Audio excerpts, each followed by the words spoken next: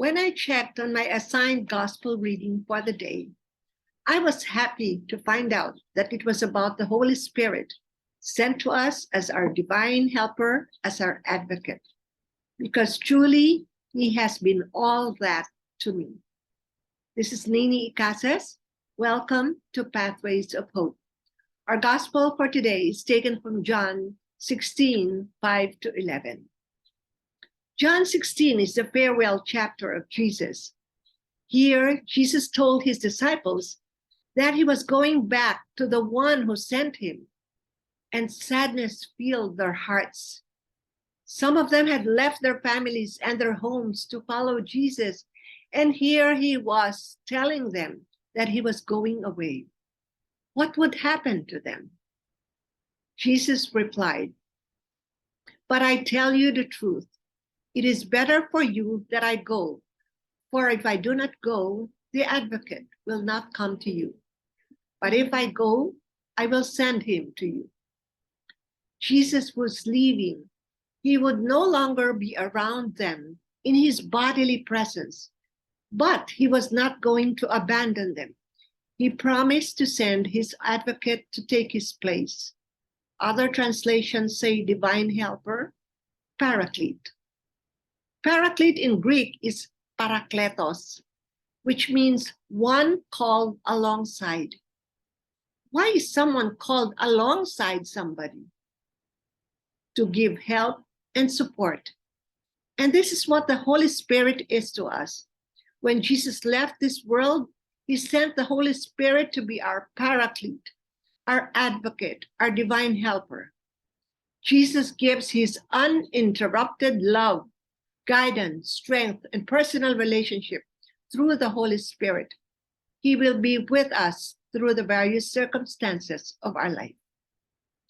I've had many experiences when the Holy Spirit showed himself undoubtedly and remarkably present in my life. And this one I especially remember. 25 years ago, I was looking for materials that I could use for a Bible study on Acts 1:8. And you shall receive power when the Holy Spirit shall come upon you. I went to a bookstore in Makati to see if I could find anything. In the middle of the bookstore, there was a huge table with hundreds of books piled one on top of the other. And I said to myself, wow, where do I begin? On one side of the table, there was a small pocketbook, half buried, that seemed to be calling me. I picked up the book, and I was amazed at the title of the book. It was The Power for Your Life. This is the book. The whole book was on Acts 1:8, the verse that I was studying. The power of the Holy Spirit is truly amazing. I must have read this book and referred to it several times since. What will the Holy Spirit do when he comes? Today's gospel tells us he will convict the world of sin, of righteousness, and judgment. Put simply, he comes to help us to personally give up sin, to join in the battle against sin, especially in this confusing and challenging world that we live in today, and to see God's will and give him honor and glory. Today's gospel reminds us that the Holy Spirit has been given alongside each one of us for our personal sanctification.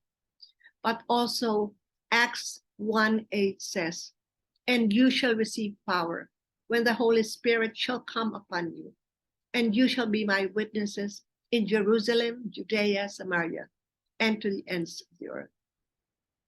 God is looking for men and women that he can clothe with power from on high.